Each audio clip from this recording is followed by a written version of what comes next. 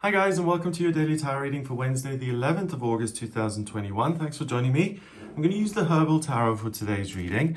Let's see what these cards have to say about Wednesday and what the day is going to be like. And with this deck, I always use the little guidebook just to give me the herb meanings. So let's see what the cards have to say. I'm just going to shuffle them a few times. Hope you're having a great week so far. And let's see what Wednesday has to offer. Okay, so the first card is the Knight of Wands. Okay, I'm not going to try and say that. Then we have Marshmallow, the Queen of Pentacles. Oh, interesting. And finally, Peony, the High Priestess. Okay, so we've got two court cards. So those are representative either of people or certain personality traits that rise to the surface on this day. And then we have a major arcana card, which is a big fundamental theme that you're able to access. So the Knight of Wands is a court card, and he's in the middle. So we've got the Page of Wands, who's very inexperienced. Then we've got the Knight of Wands, who kind of knows what he's doing, but he's still kind of ironing out the creases there. And then we get to the King and the Queen of Wands, who are in charge of the element, and the Suit of Wands, which is a masculine element, the element of fire. And that has to do with building something that you're really impassioned about. It's building a future where you see growth and potential and a sense that you're living your life purpose. You're doing something that you enjoy, that makes you happy, and that really bodes well for the future. So the Knight of Wands is great because he's actually holding one wand. He's focusing on one thing in particular, and he's trying to get that right. So the problem the Knight of Wands has at times is that he tries really, really hard, and he can make a lot of progress. That's the plus side. On the downside, if he is interrupted or if he is challenged or something doesn't go his way, the Knight of Wands can really explode and get very angry and can take out his frustration on other people. So the good thing is that you really know what it is you're working towards. You know what makes you happy, you know what's important to you, and you have the ability to really go after that and to make a lot of progress. Just be aware that if things aren't ideal, that kind of throwing your toys out of the pram isn't going to be helpful, nor is it going to make the whole process easier. It's a big distraction, and then you've got to get back on track and you've got to deal with the emotional fallout. So if you can, try and keep your cool. And if there are a couple of delays, I mean, it's not the end of the world, and it's pretty standard stuff. Most things in life, if you're working towards opening a restaurant or painting a picture, you know, there will be issues with the permits, or you run out of acrylic, or it's always something that is going to slow down the process.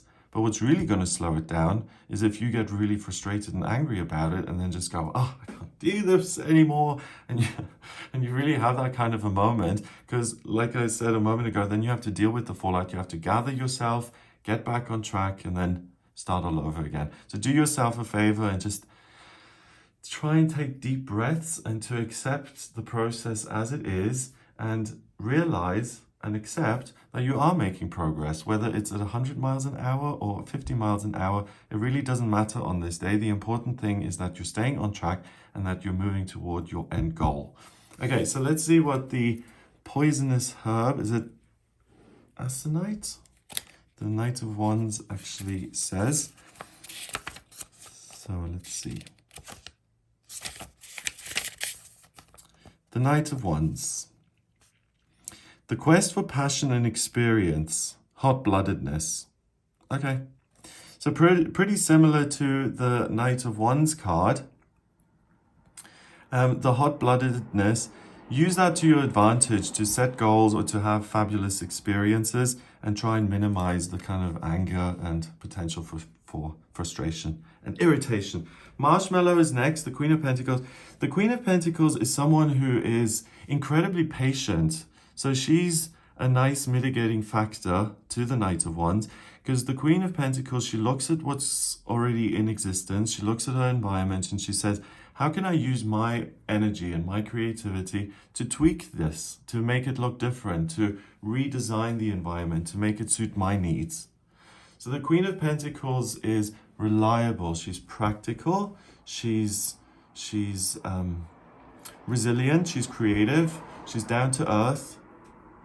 She's not prone to fits of anger. She really looks at things and takes them in her own stride and makes an effort to improve certain circumstances. So the Queen of Pentacles, that's quite interesting actually, because if she's working on something, I don't imagine her as someone who's overly abstract or verbal. What she does is she immediately takes her ideas and the things that exist in her mind's eye and she translates them into something practical and physical.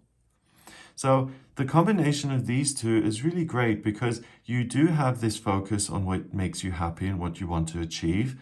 And the Queen of Pentacles, first of all, takes the edge off the potential frustration and anger. And she also adds a really nice grounded energy that allows you to make even more progress in the real world. So the combination of these two is ideal. And as I'm looking at these, as a couple, they work really well too, because it's kind of like opposites attract. I'm grounded, I'm patient, I'm laid back and chill. And then we've got the Knight of Wands, who's exciting and he's fun and he likes to take risks and he blows up a couple of times, but together they can really support each other. He can make her life seem more exciting and provide her with new ideas. And she can really ground him and say, do you know what, don't immediately give up on this because it's not worked out the way you wanted. Let's look at it again. Let's be calm and let's try this over. And she's really able to soothe him. And with that calm, practical demeanor, that helps him to actually get to where he wants to go. So these two cards together really support any endeavors that you're involved with. If you're working at something that makes you nervous or it's risky, you'll be able to maintain your cool and to actually get to where you want to go. So let's see the Queen of Pentacles. The thing about marshmallow, obviously, it's sweet. It's almost like a treat. And it's something in the real world that seems to be very rewarding. So the things you do practically can have a similar outcome. Let's see what the meanings here are for marshmallow. A woman in charge of nurturing and caring for others, a mother or a businesswoman, a woman of means and accomplishments, a wise crone, someone to turn to for advice. So again, that's very similar. She's practical, but she's also caring. So she's able to mentor people who may not be as capable and practical as she is, and she does that with real charm and grace.